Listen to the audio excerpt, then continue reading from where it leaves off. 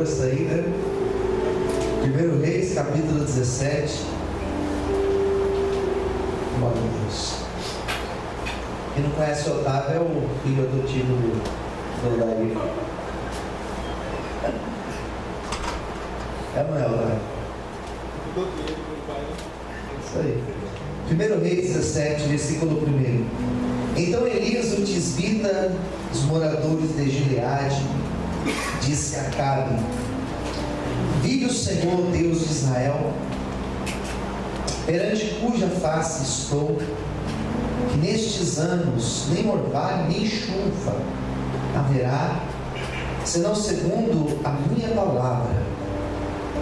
Depois veio a ele a palavra do Senhor, dizendo: vai-te daqui e vira-te para o oriente, esconde-te junto ao ribeiro de Querite, que está diante do Jordão, e há de ser que beberás do ribeiro, e eu tenho ordenado aos corvos que ali te sustentem.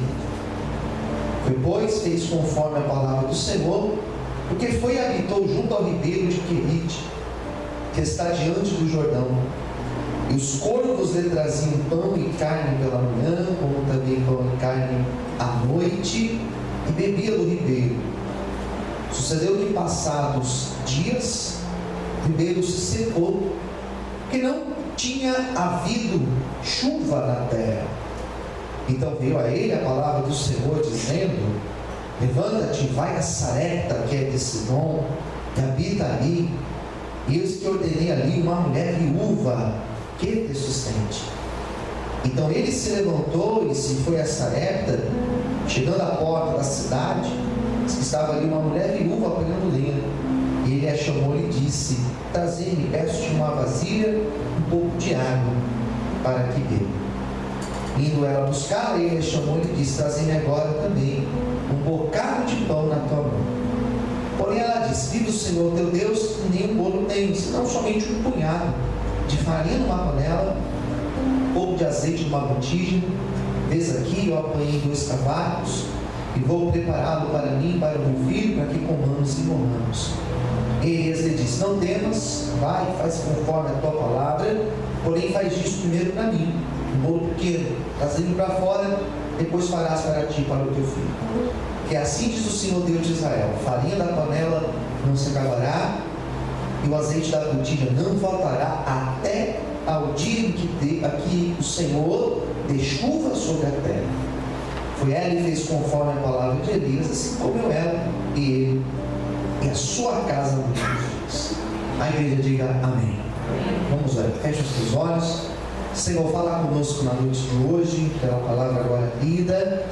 Dê a unção do teu Espírito para que possa ser um instrumento para falar com todos que estão aqui, como também com aqueles que acompanham agora este culto. Nos abençoe, em nome de Jesus. Amém. Você pode aplaudir o Senhor com muita alegria?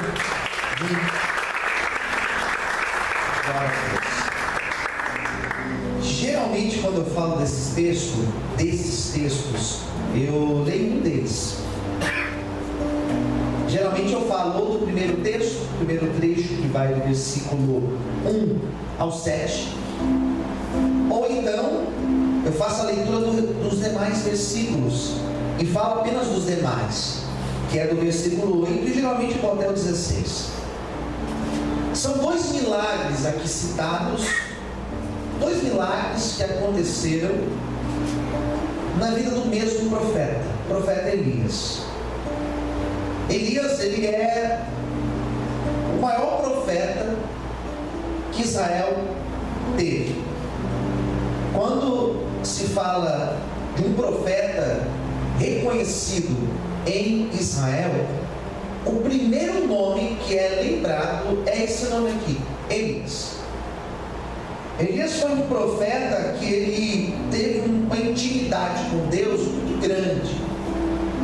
E a grande marca de Elias, a grande característica com que Elias era reconhecido, como um homem que falava, e o que ele falava acontecia. Quem entendeu? Diga amém. Ele tinha palavra, tinha poder na palavra, tinha autoridade de Deus nas suas palavras.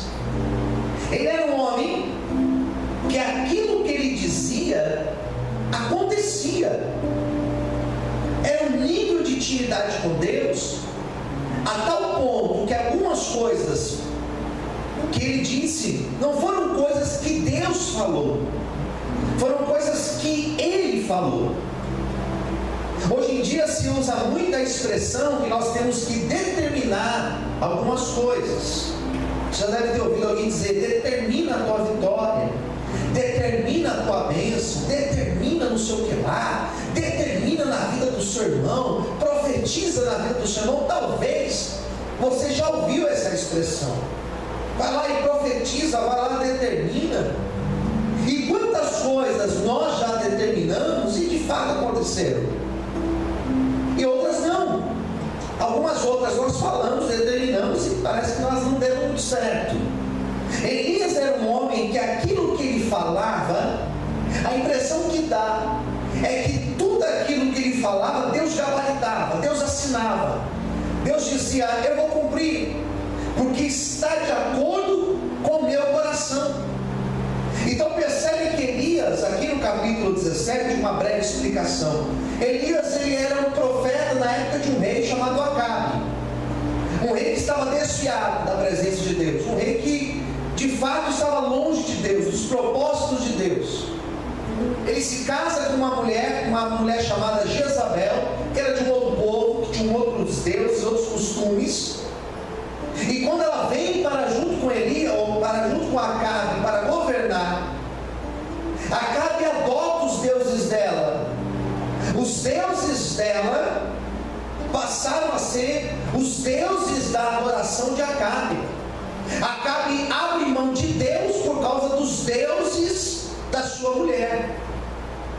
O grande problema na vida é que às vezes nós abrimos mão de Deus, abrimos mão da comunhão com Deus, abrimos mão de viver a vontade de Deus para viver aquilo que não é de Deus. Isso traz problema, isso traz problemas para as nossas vidas.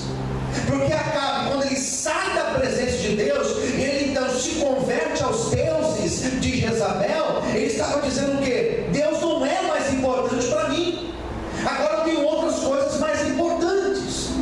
E quantas pessoas que têm colocado outras coisas no lugar de Deus, e têm achado ou têm chamado essas coisas de coisas mais importantes do que Deus na vida.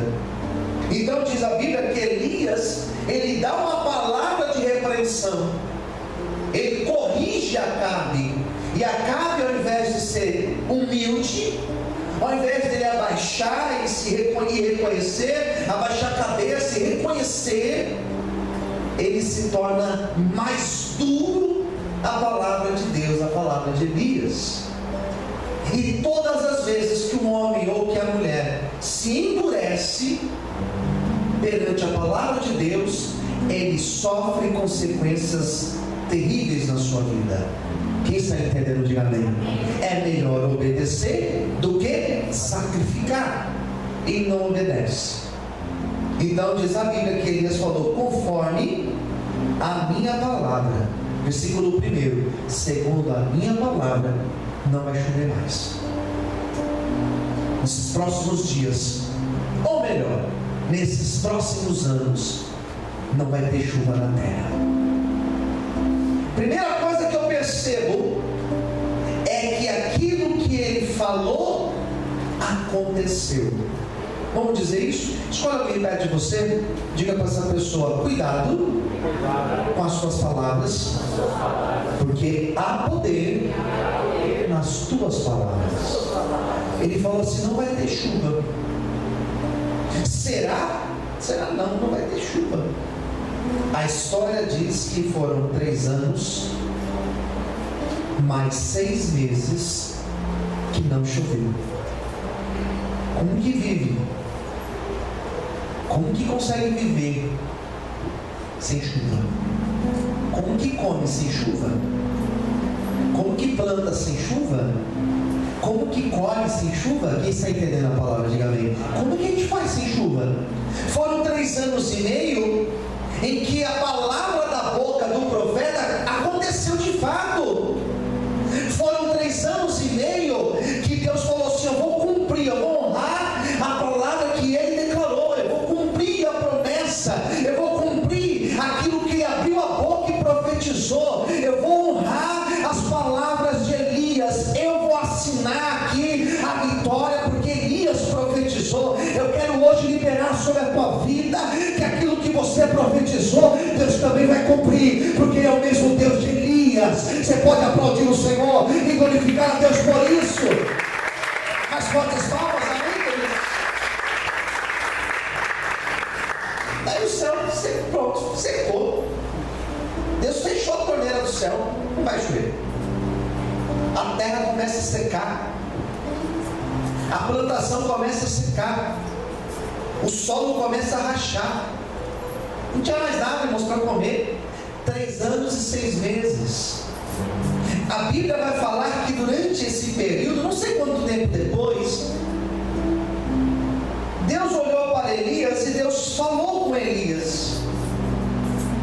E qual foi a palavra de Deus para Elias? Elias, você vai para o Oriente, e lá no Oriente você vai junto a um ribeiro chamado Querite, e você vai morar perto desse ribeiro, e você vai beber a água desse ribeiro, e todos os dias eu vou enviar 2 corvos, um levando pão e outro levando carne para você, e você vai comer do pão e da carne que os corvos vão te enviar. Elias ouviu aquilo e falou assim: como é que é, Senhor? Geograficamente, o ribeiro de Querite não era um ribeiro grande, ele era um pequeno braço de água ali do Jordão, e era um ribeiro que geograficamente ele ficava localizado em um local não estratégico. O ribeiro de Querite era praticamente um ribeiro temporário. Ele era um ribeiro que praticamente sobrevivia de chuva. Se tinha chuva, tinha água. Se não tinha chuva, ele começava a secar, até minguar. A direção de Deus foi: vai lá, vai beber água do ribeiro. E o corvo, que é um animal de rapina, como que o corvo vai trazer pão? Percebe que a direção que Deus deu para Elias não era uma direção efetiva. A porta que Deus tinha aberto para Elias não era uma porta definitiva.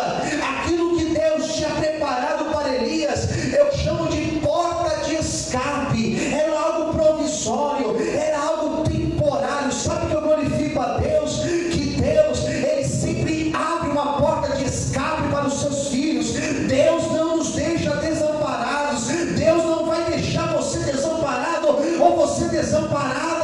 O nosso Deus, Ele ainda é Deus da provisão. Ele continua sendo Deus da provisão. Ele continua sendo Jeová Jireh, e Ele vai trazer provisão para a tua vida. Tem porta de escape sendo aberta para você nessa noite, em nome de Jesus. Você pode aplaudir o Senhor e glorificar a Deus. Aleluia. Não é definitivo, isso aqui é um escape. Você não vai viver a vida inteira aí, Elias. Isso aqui é um escape para você. Quem está entendendo a palavra? Diga amém. É um escape, é uma provisão,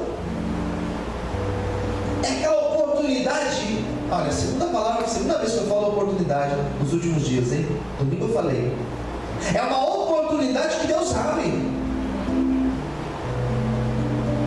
É aquela pessoa que Deus vai lá e prepara assim um negócio, e daqui a pouco daquele negócio vira uma porta maior, queridos. Quem está entendendo? Diga amém. As portas pequenas, daqui a pouco Deus faz com que estas portas se tornem grandes. A pessoa começa vendendo bolo, daqui a pouco ela monta uma loja de bolo, aleluia. A pessoa começa vendendo gelinho, sacolé, como que você chama, não sei como você fala, e daqui a pouco a pessoa está com uma sorveteria, amém? A pessoa começa fazendo um quebra-galho, daqui a pouco ela se torna um profissional da área. Deus vai lá e honra, e Deus vai lá e prepara. Ou seja, Deus é um Deus que sempre abre portas de escape. Ele está abrindo portas aqui para pessoas. Toma posse dessa palavra para a tua vida, amém? Você pode aplaudir o Senhor, glorificar a Deus por isso, aleluia. É só um escape, se preocupa não, irmãos. Da porta pequena Deus abre uma porta maior, Deus abre um portão na nossa vida. Quem quer assim, diga amém. Começa sem pretensão, daqui a pouco Deus traz o crescimento. E aí chega, é aqui, Senhor, é aqui. 2 milagres aconteciam aqui. Primeiro, o rio se manter com água, o ribeiro se manter com água. Primeiro milagre. Segundo milagre, eu não sei qual é maior, se é o primeiro ou o segundo. O segundo milagre, Elias acordava com 2 corvos ali ao seu lado. Um trazia carne e outro trazia pão. Eu não sei qual é maior. A pergunta é: onde ele arrumava o pão? Pergunta 2: onde ele arrumava a carne? Faz sentido, irmãos? Não faz sentido. Quem concorda, diga amém. Tem coisas que Deus faz que não tem sentido. Tem coisas que eu vejo Deus fazendo que nós não temos uma outra palavra para dar a não ser a palavra milagre. Porque aqui nesse caso, sabe o que Deus fez? Deus mudou a natureza. Deus mudou a lei da natureza, a lei do cosmos. Deus mudou a lei do mundo. Deus fez com que água brotasse num lugar onde não era para ter água. Deus fez com que o animal aqui de rapina mudasse o seu instinto e ele fosse lá e levasse comida para um profeta. As coisas que Deus faz são tão impressionantes que às vezes Deus usa pessoas, às vezes Deus usa situações, às vezes Deus usa os nossos problemas, às vezes Deus usa os nossos defeitos, às vezes Deus usa situações das mais adversas possíveis para abençoar a nossa vida, para trazer viradas na nossa vida, para cumprir propósitos na nossa vida. Sabe que Deus ministrou no meu coração? Que se for preciso, para que ocorra a superação na nossa vida, se for preciso, Ele muda a lei das ordens, Ele muda as coisas, Ele muda os tempos, mas Ele cumpre os seus propósitos e os seus desígnios na nossa vida. Amém? Por isso, você pode continuar esperando. Haverá milagre de Deus para a tua vida, em nome de Jesus. Quantos podem aplaudir o Senhor e glorificar a Deus por isso? Amém, queridos? Deus muda, porque tudo está, a conclusão que eu chego é que tudo está subordinado a Deus. Deus, Ele continua reinando sobre todas as coisas. Repita comigo: meu Deus. Mais alto, diga assim: meu Deus, Ele continua reinando sobre todas as coisas. Amém. Deus reina. Salmo 93, Ele reina. O nosso Deus, Ele está acima da terra. Tudo está debaixo da ordem de Deus. Nada que acontece debaixo do céu saiu debaixo do controle de Deus. Por isso, em nome de Jesus, aquieta a tua alma. Deus está no controle e você pode glorificar e aplaudir a Deus por isso. Aleluia.